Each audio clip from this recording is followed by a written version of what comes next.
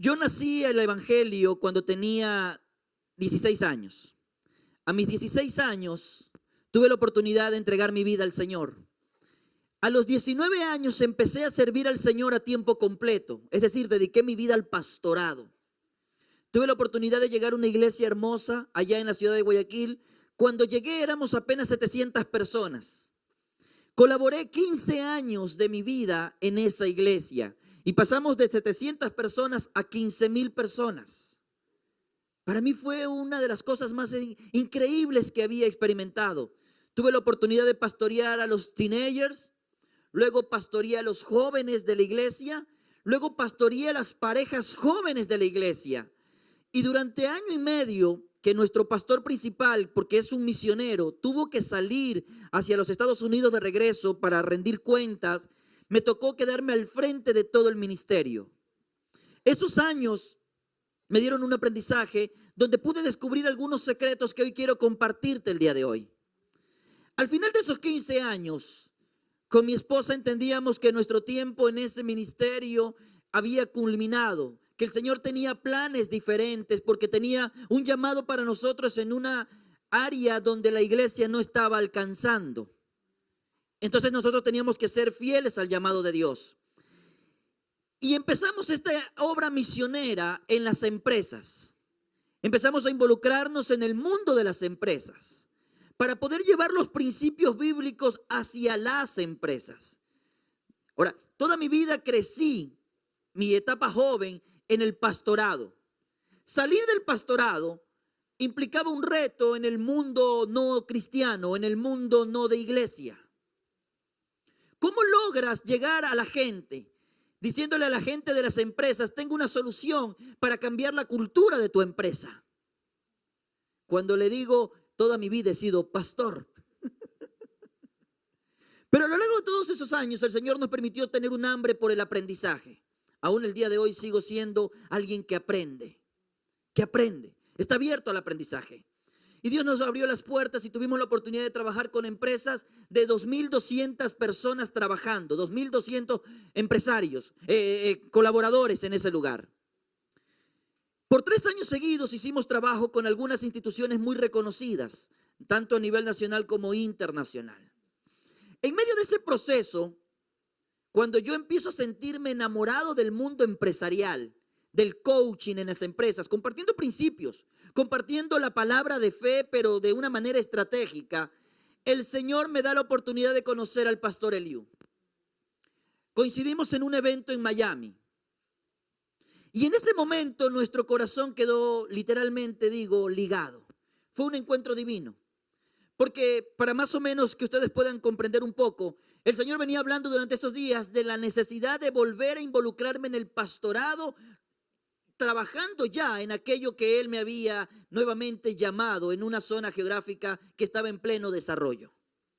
Pero yo empecé a preguntarme: Dios, 15 años estuve en el pastorado, me fue muy bien.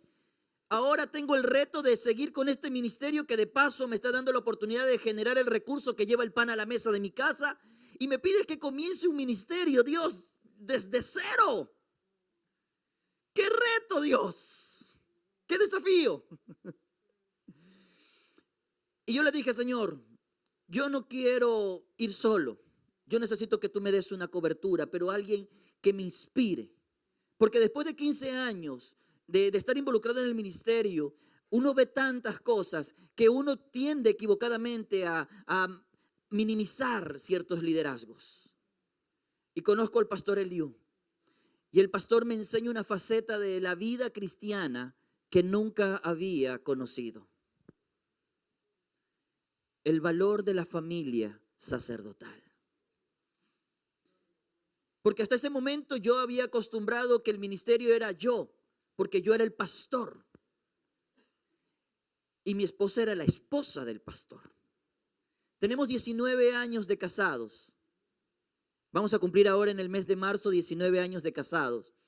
Bueno, yo le decía a Moisés, que él me fue a ver al aeropuerto, tenemos 19 años de luna de miel. ¿Cuántos tienen varios años de luna de miel? A ver. La próxima vez que le pregunten cuánto tiempo tienen de casado, no digan eso. Tenemos tantos años de luna de miel. Estamos profundamente enamorados. Yo bendigo porque en el momento más crítico de nuestra vida, el Señor trajo este concepto de la familia sacerdotal. Y el Señor puso una carga muy profunda en nuestro corazón para trabajar a favor de la familia allá en Guayaquil y en Ecuador. Entonces nuestro corazón se queda ligado al del corazón del pastor y empezamos a trabajar y nos desafiamos a fundar una nueva iglesia en una zona que estaba en pleno desarrollo. Ahora, quiero compartirte algunos secretos del por qué razón muchas veces, aun cuando Dios nos llama al crecimiento, no crecemos. Y digo crecimiento en todo sentido, personal, porque somos llamados a crecer. Dios nos ha dado un potencial, diga conmigo potencial. Y es nuestro deber crecer hasta el desarrollo máximo de ese potencial. ¿Sí me estoy explicando? Cuando yo empecé a colaborar en las empresas dando coaching, yo les contaba una anécdota a los oyentes y les compartí un poco acerca de en mi cultura, en Ecuador, crecíamos con un paradigma. Un paradigma es una manera de pensar, ¿correcto? Es una manera de pensar. Yo recuerdo que mi mamá me decía, y todas las mamás decían esto: tómate toda la sopa. ¿A ustedes también le dijeron que se tomara toda la sopa? ¿Sí? ¿Lo obligaban a tomarse la sopa? Y yo me tomaba la sopa porque mi mamá me hacía una promesa. Me decía, tómate toda la sopa para que cuando seas grande, seas fuerte y alto.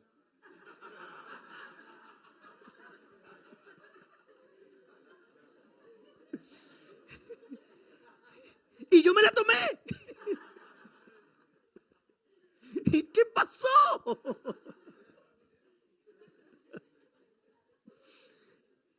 Con el tiempo, cuando conocí a mi pastor, un americano,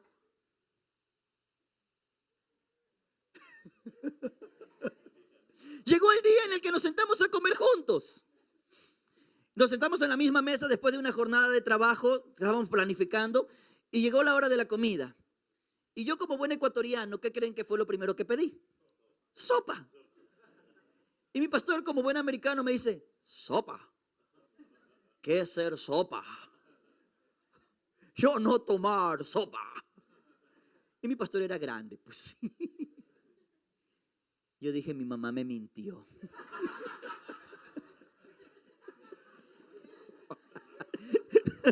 Denle un aplauso al Señor. Él nos llena de gozo.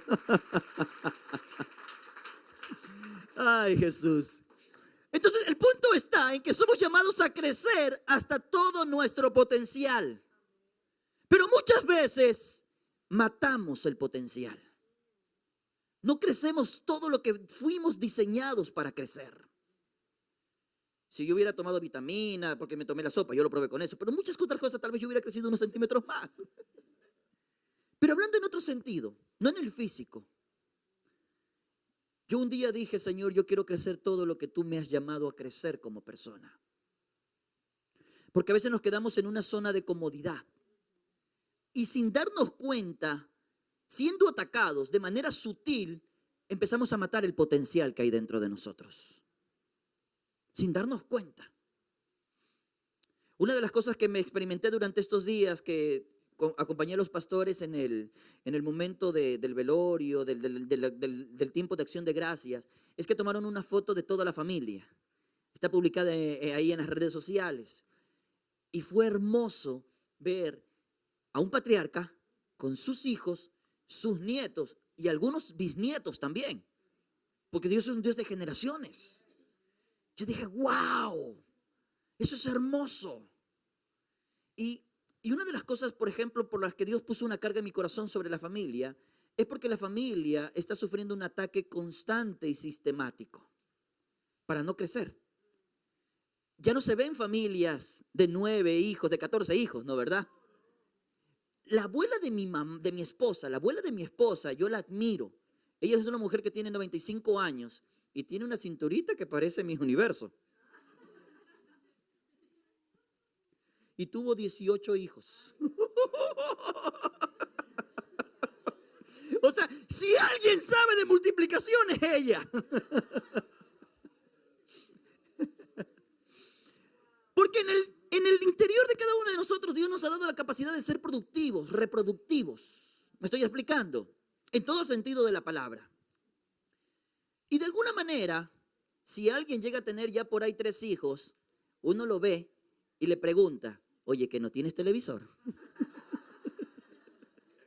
Porque hemos empezado a experimentar un ataque constante, sistemático contra el potencial. ¿Sí me estoy explicando? Y eso solamente para mencionar el aspecto de la familia. Y ese ataque se empieza a generar desde otros entornos. Por ejemplo, usted quiere comprar en una de las ciudades grandes una casa. Usted ya no encuentra casas con 5 o 6 habitaciones. Usted encuentra casas con máximo 2 o 3 habitaciones. ¿Sí me estoy explicando? Porque todo eso, sin darnos cuenta, empieza a limitar el potencial. En muchos sentidos, hablo ahorita de la familia. Pero el enemigo también quiere limitar el potencial que existe dentro de nosotros para poder crecer, para poder influir. El enemigo quiere limitar el potencial de la iglesia para poder multiplicarse. Desde el principio Dios le dijo a Adán y a Eva, fructificad y multiplicaos. Dígale a su vecino, Dios te diseñó para ser productivo.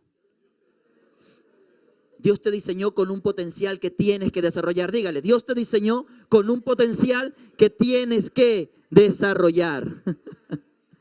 Muy bien. Entonces, vamos a ver si logro, permítanme ver si logro hacer algún tipo de milagro aquí.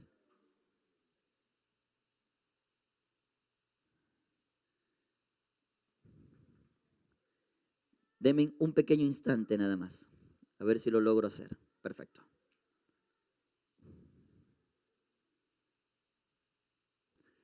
Creo que allí estoy. Correcto. Entonces, hoy quiero hablar, a lo largo de toda esta semana voy a estar hablando sobre algunos retos que tenemos. Pero el día de hoy quiero hablar acerca del corazón para las multitudes. Diga conmigo, tener un corazón para las multitudes. Porque eso es parte de la multiplicación. Una de las razones por las que Dios no nos da todo lo que realmente podríamos nosotros alcanzar es porque no tenemos el corazón correcto para alcanzarlo. Dios te pudiera dar riquezas, pero la razón por la que muchas veces no te da las riquezas es porque no tienes el corazón para cuidarla. Dios le dijo un día al pueblo de Israel, cuando vayas a la tierra prometida, ahí donde fluye leche y miel, solamente acuérdate de que soy yo el que te da el poder para generar las riquezas. No voy a hacer que te vayas a vanagloriar y vayas a creer que es por tu fuerza. Porque Dios sabe que hay un riesgo latente en el corazón de la gente. Y por esa razón, pudiendo darnos todo de manera inmediata, muchas veces prefiere hacerlo a través de procesos. Diga conmigo, procesos. Pero los procesos están determinados por nuestra respuesta.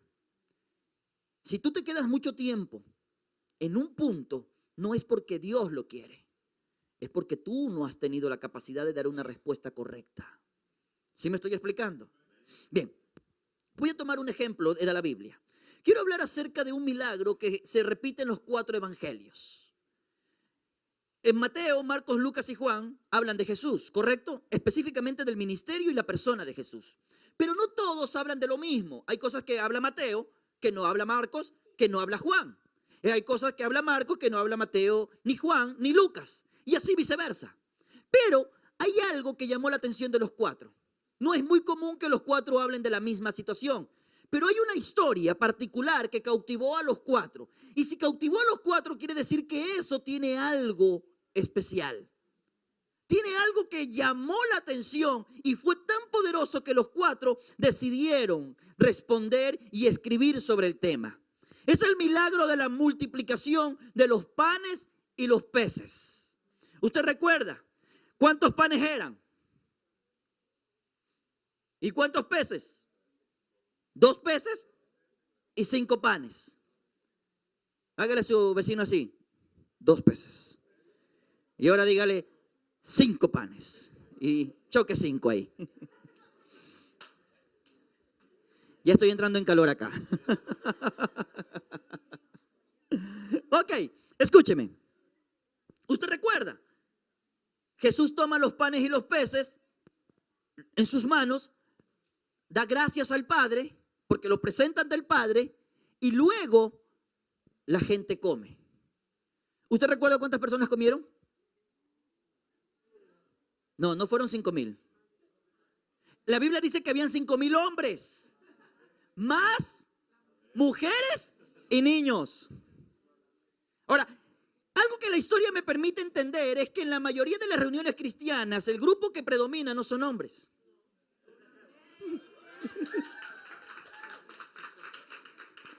Vamos a hacer una pequeña muestra. Los caballeros presentes levanten la mano, por favor. Oh, hay un buen grupo. Bien, un aplauso para los caballeros. Es una iglesia excepcional. Ahora vamos a ver, las mujeres presentes, levanten la mano. Denle un aplauso a las mujeres. Wow.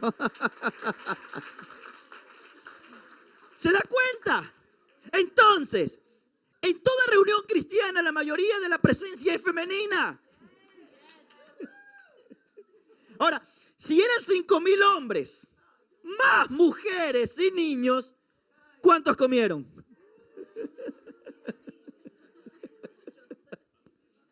¿20,000? Fácilmente podría ser, ¿no? Porque la Biblia solo dice que eran hombres más mujeres y niños.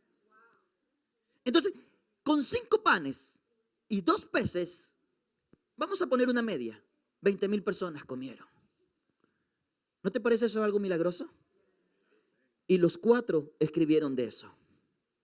Ahora, yo he visto que las mujeres experimentan el milagro de la multiplicación. Cuando están en la cocina. Y de repente llegan los hijos con los amigos y no avisan. Y están ahí, ay Señor, y empiezan. Ahora, entre nosotros los latinos tenemos un dicho, donde come uno, donde comen 2, que es nada de 3, comen 10. Yo los he visto. Ok, entonces, Jesús toma los panes y los peces y comen quizás 20,000 personas. ¿Cómo ocurre eso? Y ojo, quiero decirte algo. Eso ocurre bajo el riesgo de que no ocurra. Escucha lo que acabo de decir. Eso ocurre bajo el riesgo de que no ocurra. Porque 2 personas pueden estar viendo la misma situación y reaccionar diferente. 2 personas pueden estar viendo la misma situación y reaccionar diferente. Jesús estaba viendo algo, los discípulos veían algo y actuaron diferente. Quiero que abras tu Biblia en el Evangelio de Juan. Voy a trabajar sobre el Evangelio de Juan durante estos minutos. Evangelio de Juan, capítulo 6.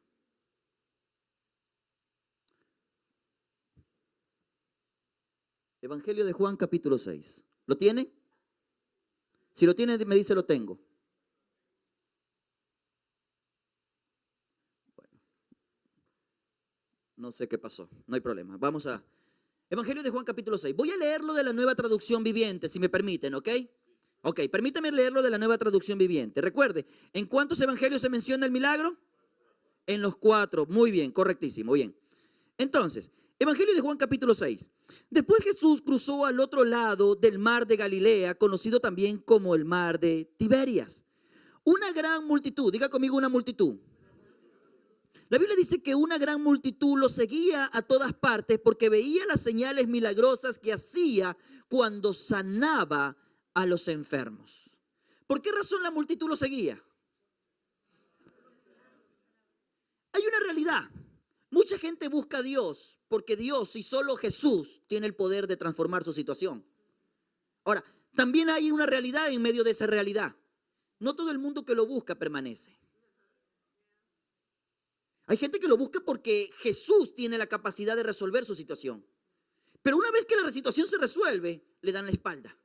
La Biblia dice que llegó un día donde todo el mundo le dio la espalda porque lo que él enseñaba era muy difícil. Dígale a la persona que está a su lado, pero qué bueno que tú sí estás aquí. ¿Sí me estoy explicando? Ahora bien, la gente seguía a Jesús porque él tenía la capacidad y la gente veía que él tenía la capacidad. Pausa. Verso número 3. Entonces Jesús subió a una colina y se sentó allí rodeado de sus discípulos. Ya era casi el tiempo de la celebración de la Pascua judía. Enseguida Jesús vio que una gran multitud venía a su encuentro. Diga conmigo, la multitud venía a su encuentro. Ahora bien, cuando hablamos de multitud, hablamos de gente que es difícil de reconocer. ¿Me estoy explicando?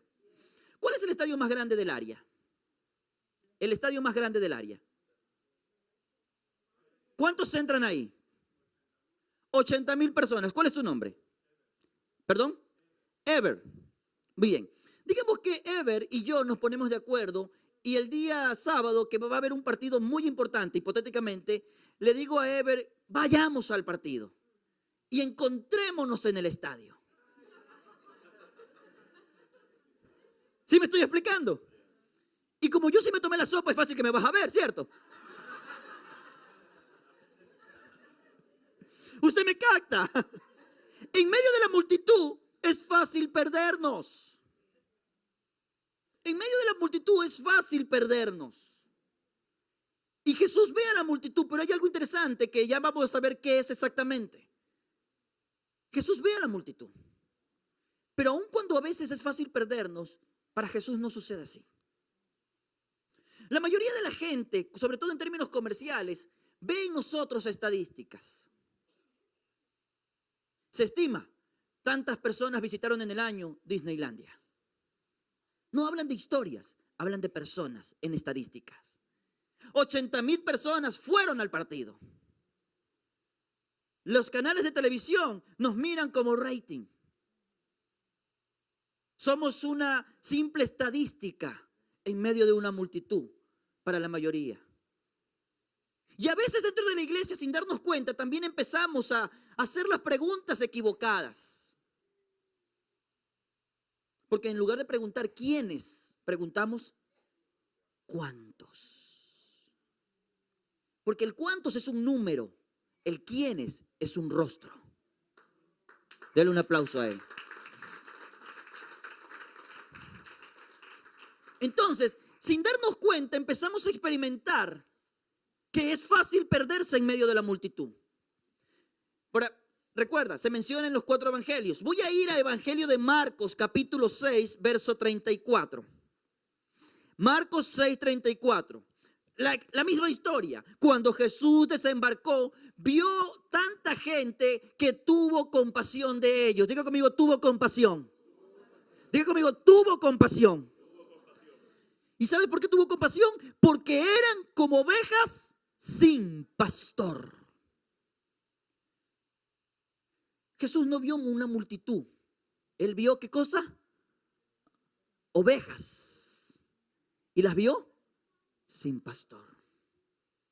Él no vio cuánta gente había. Él vio ovejas. Y la Biblia mismo dice que Jesús conoce a sus ovejas y las llama por su nombre. Dale un aplauso a él lo merece. Porque ¿sabes qué? Jesús ve a cada persona aún en medio de la multitud. Él te vio cuando tú estabas allá como una oveja sin pastor. Y la Biblia dice que tuvo compasión. La palabra compasión literalmente se traduce como un dolor en las entrañas. De ahí el por qué una madre con todo el derecho natural de la vida puede decir, me doliste en las entrañas. Los hombres no tenemos ni idea de eso. Nos hablan de dolor de parto. ¿Ah? Debe ser como cuando me salió un uñero. No tenemos ni idea de eso. Lo más cerca que he estado de entenderlo es cuando estuve en los 3 partos de mi esposa. Y yo he hecho, ya mi amor, tranquila, que quería partirme la cabeza a ella. Porque yo no entendía.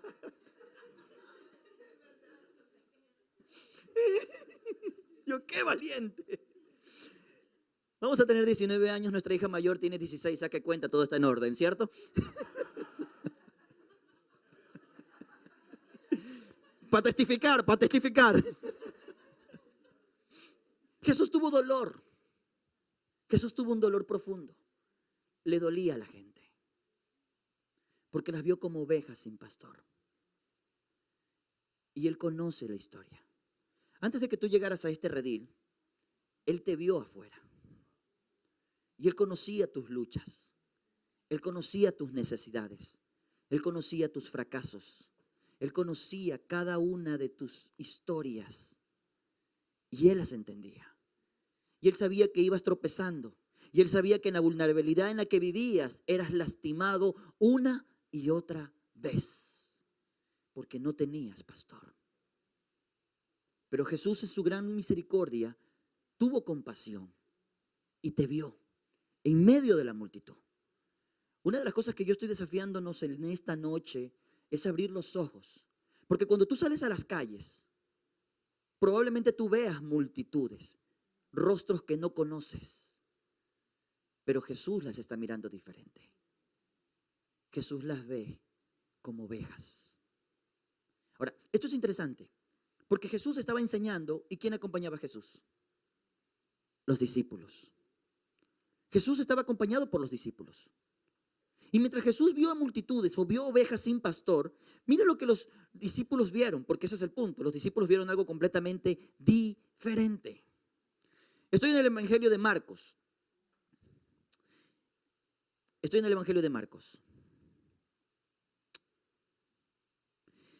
Perdón, voy al Evangelio de Juan nuevamente. Si recuerda, Juan 6, verso 5. Sí. Jesús vio a una gran multitud que venía a su encuentro, dirigiéndose a Felipe. Diga conmigo, le preguntó a Felipe. Mira lo que le dice. ¿Podemos comprar pan para alimentar a toda esta gente? Jesús le pregunta a Felipe, Felipe, ¿podemos darle de comer a esta gente? ¿Cuántas personas habíamos quedado que había? 20,000. Felipe, ven acá.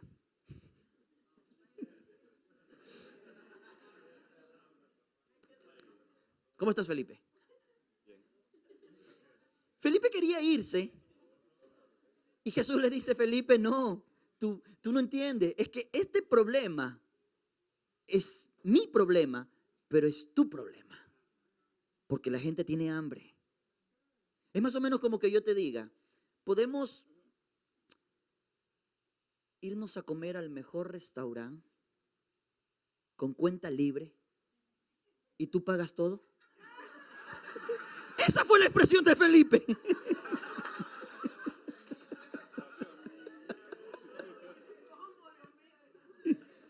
Porque Jesús le preguntó, ¿podemos comprarle comida a toda esta gente? Ni el McDonald's. No, pero hablando en serio, ¿podemos ir todos a comer y tú pagas la cuenta?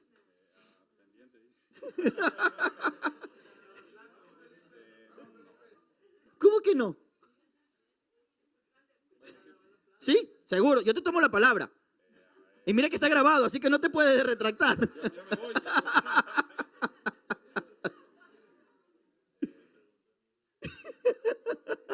Un aplauso para Felipe.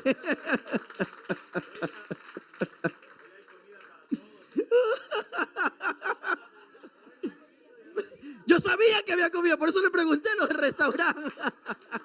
Ahora, este es el punto de la historia.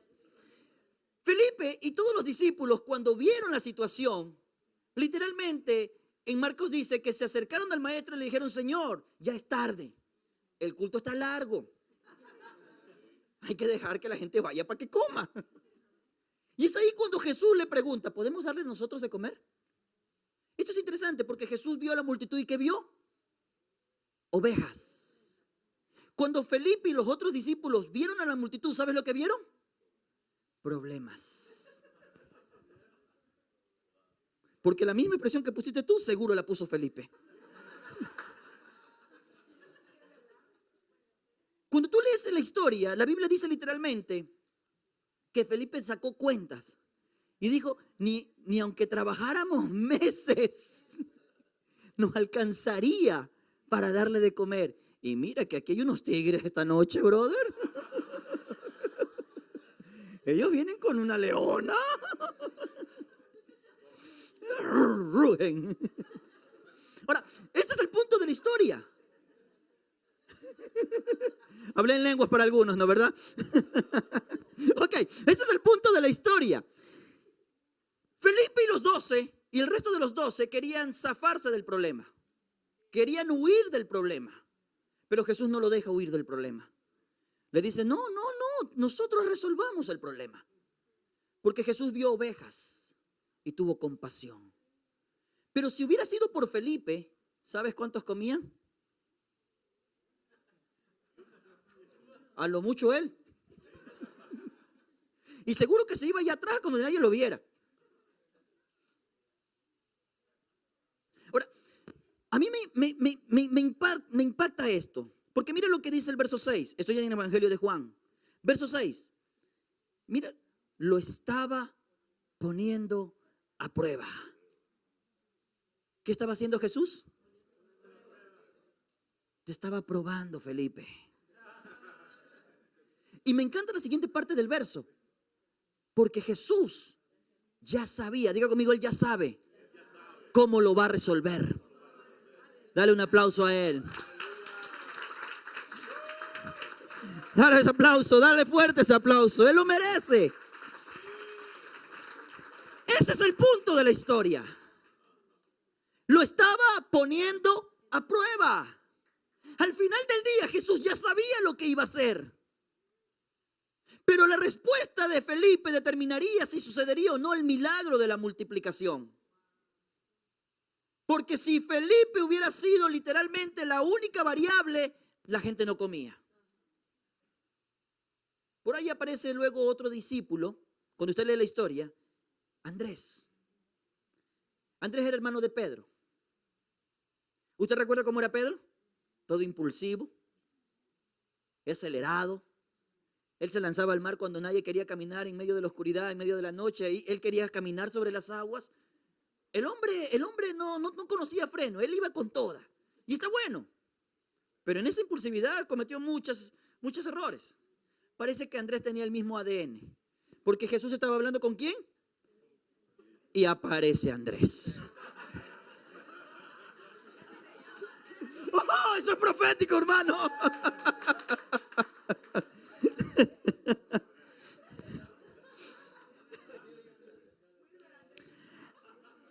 Entonces, verso 8, mira lo que dice, verso 8.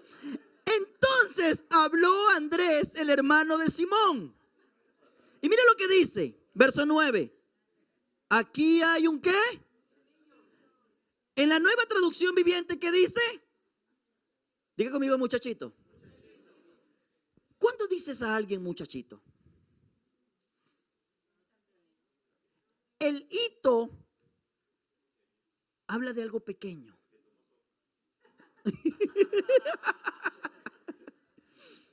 El hito habla de lo pequeño. Lo pequeño. Y Andrés dice, mira, aquí hay un muchachito. Diga conmigo, muchachito. ¿Cómo llama usted a los chicos en su ciudad, en su tierra natal? ¿Cómo los llama?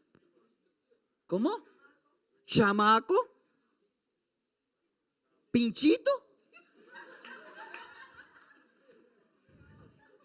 Tengo hasta miedo de seguir preguntando. Siento que me está hablando en lenguas. En hebreo. Allá en Ecuador le decimos pelado. Pelado. Ahora, esto es el punto. Andrés aparece en medio del diálogo que tiene Jesús con Felipe. Felipe quiere huir porque muchas veces uno quiere huir. Dios hace un llamado a solucionar algo y uno huye. Dígale a su vecino, no huyas. Felipe.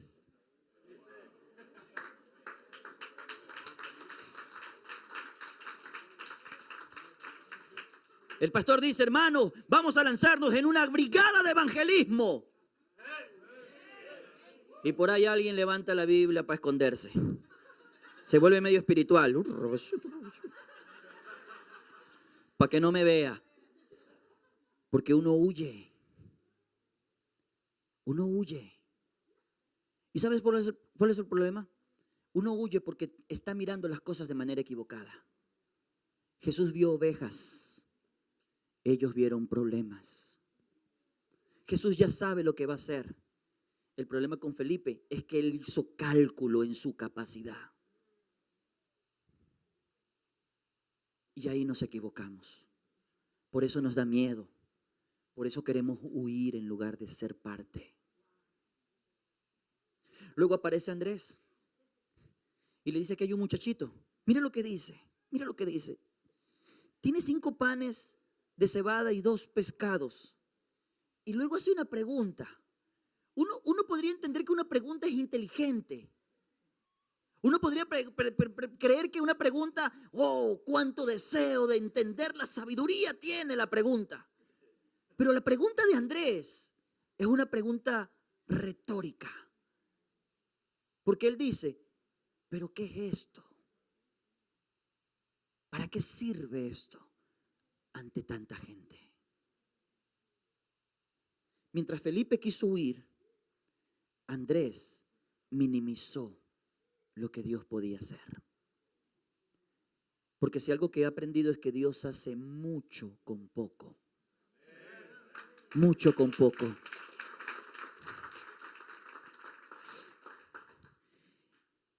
Andrés minimizó. Y a veces uno minimiza. Ay, pero es que yo soy migrante. Es que yo no tengo documentos. Uy, pero es que yo cómo le voy a hablar a un americano del Señor si yo a duras penas ni siquiera sé decir ok en inglés.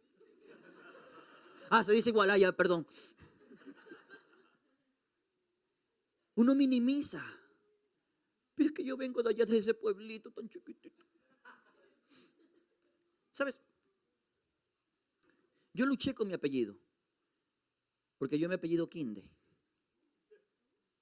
Sí, tan raro que ni siquiera suena bien. Quinde. Quinde. Pregúntame pues si hay algún Quinde famoso en la historia de mi país. Yo minimizaba mi historia, mi apellido. Hasta que Dios llegó un día a mi vida y me dijo, Francisco, no minimices lo que yo puedo hacer en tu vida. No minimices lo que yo puedo hacer en tu vida y a través de ella. Cuando yo entendí eso, entonces empezaron a cambiar las cosas. Fue cuando Dios me dio la oportunidad de salir y ver la multiplicación. Cuando fui pastor de adolescentes, empecé con 7 adolescentes a pastorear. A la vuelta de 2 años éramos 300 teenagers los que nos congregábamos cada sábado.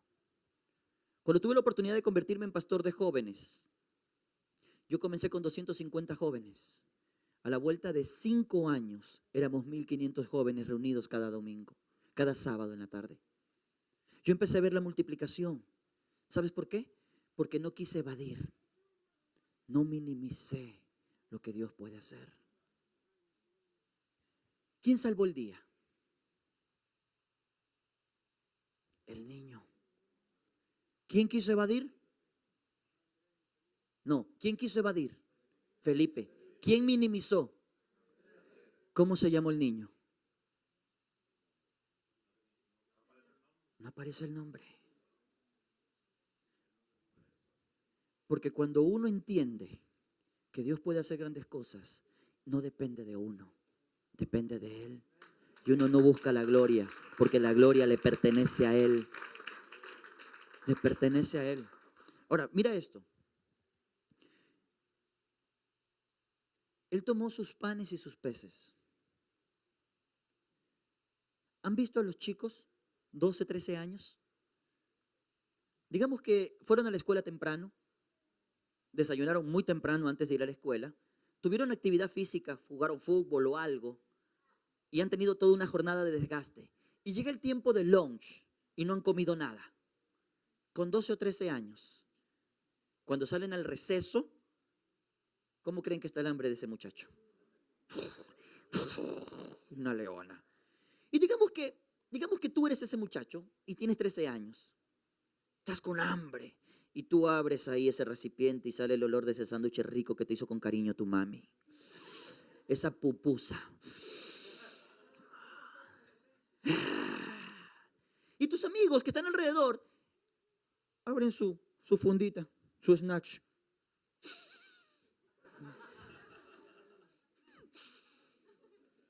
Y se acercan y te dicen, dame. Y tú tienes hambre. ¿Tú qué haces? No te me pongas espiritual. Yo sí le doy, porque esa ni tú te la crees. Ese gatito se convierte en un tigre.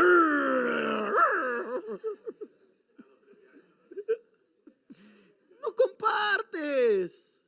Te lo quedas. Este niño tenía su lunch y lo puso en las manos de Jesús. Si hubiera sido por Felipe o por Andrés, nadie comía. ¿Sabes cuándo se activó el milagro? Cuando lo que tenía, el NN, lo puso en las manos de Jesús. Fue entonces cuando Jesús hizo el milagro. ¿Sabes cuándo vamos a ver esta tierra, esta región completamente transformada? Cuando deposites tu vida en las manos de Jesús. Porque no te hace ser un latino cuando Dios quiere traer alimento para esta tierra. Ahora, quiero cerrar esta parte diciéndote algo. Quiero contarte una historia personal. Después de 15 años de trabajar en esta iglesia donde colaboré, me dediqué a trabajar en las empresas, conocí al pastor y empezamos con mi esposa un nuevo ministerio. Empezamos en nuestra casa. La gente me decía, pero escribe en Facebook dónde están y vas a ver que vas a tener 1000 personas enseguida. Dije, no, porque de así no crece el reino de los cielos. No crece así el reino de los cielos. Entonces empezamos en nuestra casa. Y nuestra casa se convirtió en el centro de convenciones. Porque teníamos célula ahí un día, una reunión de oración, el discipulado. Entonces, el único día que teníamos libre eran los días lunes en la noche. ¿Y sabes qué? No me interesa. El lunes vamos a dedicarnos a nosotros como familia. Pero decidimos poner nuestra casa, porque era lo único que teníamos en el momento que comenzamos, en las manos del Señor. Dijimos, Señor, esta casa será casa de oración. Esta casa, Señor, será la fuente a través de la cual tú vas a bendecir la vida de muchas personas. Y empezamos a crecer. Nuestra célula, que empezamos literalmente con mi papá, mi suegra, el esposo de mi suegra. Mi mamá no vive con nosotros, vive en Argentina, pero si hubiera estado acá en el país, en Ecuador, estuviera también ahí. Mi esposa, yo y mis hijas. Fue como empezamos. Empezó a crecer. Porque Dios nos dio la capacidad natural de multiplicarnos. No importa cuán desértico sientas que está tu vida en un momento. Dios te dio la capacidad de multiplicarte aún en medio del desierto. Aún en medio del desierto. Y empezamos. Dedicamos nuestra casa. Aunque estoy trabajando ya hace 3 años con el pastor. El pastor yo no había tenido el privilegio de recibir al pastor Eliú en Guayaquil. Nos visitó recientemente en el mes de septiembre de este año. Yo había así instigado constantemente, pastor, venga, hasta que decidió venir. El año anterior nos visitó el hijo, pero lo que me refiero es al hecho de que cuando la autoridad llega, algo se desata. Porque la autoridad tiene llaves que abren puertas. Y el pastor nos visitó por primera vez en Guayaquil. Ya no estábamos en la casa, sino en un pequeño local que estamos rentando, muy parecido a esto. Ahora, el lugar donde estamos es una zona que no existía hace 10 años y hoy tiene 300,000 personas viviendo en la zona. Y como es una zona que está en desarrollo, es muy costoso. Un espacio un poquito más grande que esto nos costaba rentarlo $10,000 por mes. En Ecuador manejamos dólares. Yo cuando salí de hablar con el dueño de ese local, yo dije, Dios mío, no sé qué está fumando este señor, pero perdónalo.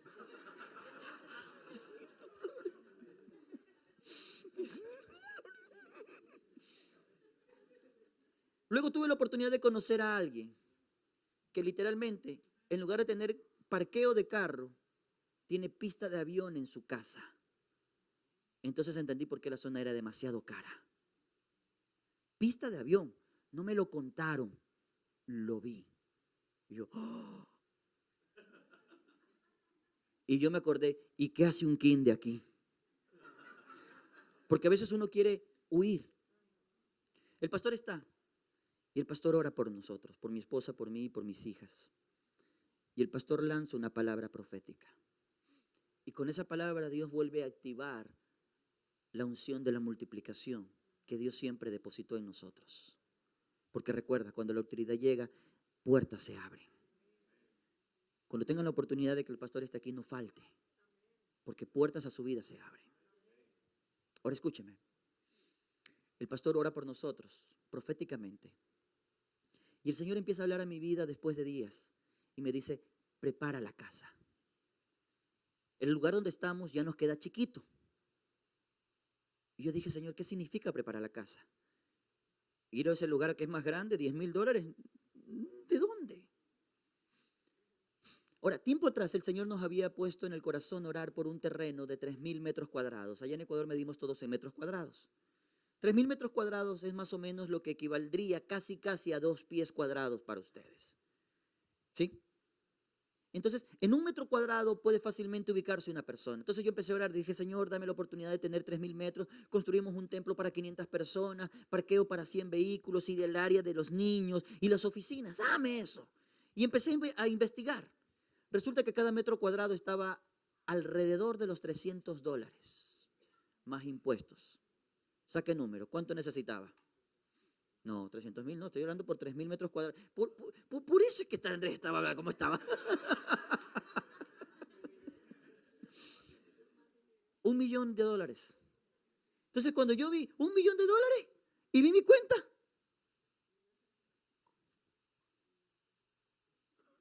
y me puse como Felipe, ni trabajando toda mi vida, Señor. Ni trabajando toda mi vida. Luego empecé a ver las cuentas de la iglesia y me puse como Andrés, ¿pero qué es esto para ese reto, Señor? Porque a veces actuamos así. Queremos evadir o minimizamos.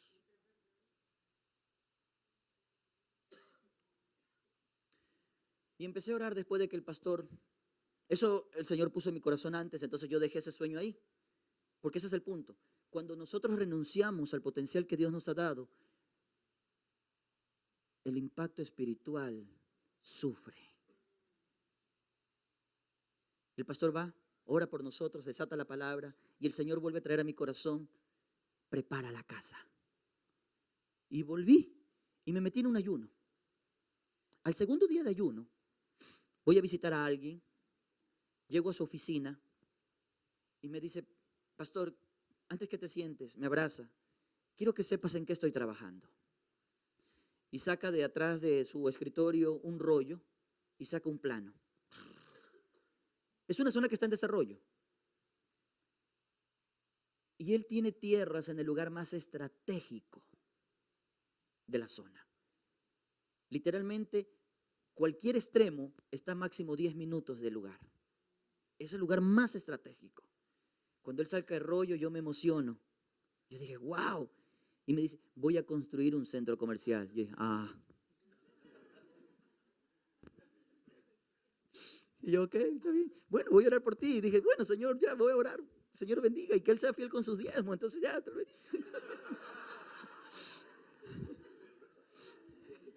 Todo pastor hace eso, ¿no? Entonces me dice, no, voy a construir un centro comercial y tal. Y luego me lleva a otra parte del mismo terreno, porque es un terreno grande, y me dice, y acá, y yo otra vez me volví a encender, y yo, voy a construir viviendas para casas, para familias. Yo, Señor, bendícelo. Señor, que sea fiel con sus diezmos. Con unas 200 casas voy a construir yo. Y luego regresa al punto medio de los dos lugares. Y me dice, ¿y esto que está aquí? Es lo que Dios ha puesto en mi corazón que tengo que sembrarlo a la iglesia.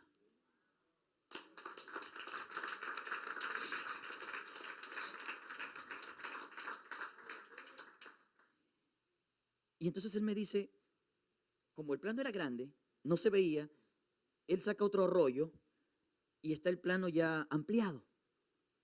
Y me dice, ¿cuánto dice acá? 3,000 metros cuadrados.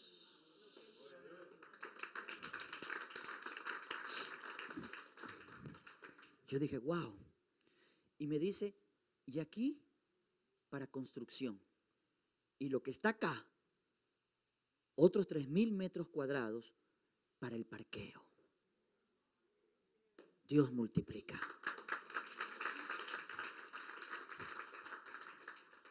Y él me dice lo siguiente, porque cuando Dios hace algo, créeme, Él lo hace en grande. Él me dice, mira, yo el próximo año voy a invertir en la construcción porque estoy tratando, pero si me das un año, yo organizo mis finanzas y en el 2019 construimos el templo.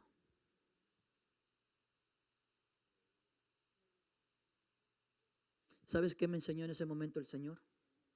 Que si yo era Felipe, Él no daba alimento a toda esa ciudad. Porque no hay iglesias en la zona. Porque como es una zona que está en desarrollo, las iglesias no han llegado hasta allá. Y el Señor nos dijo, los he puesto para que sean luz, una luz que alumbre.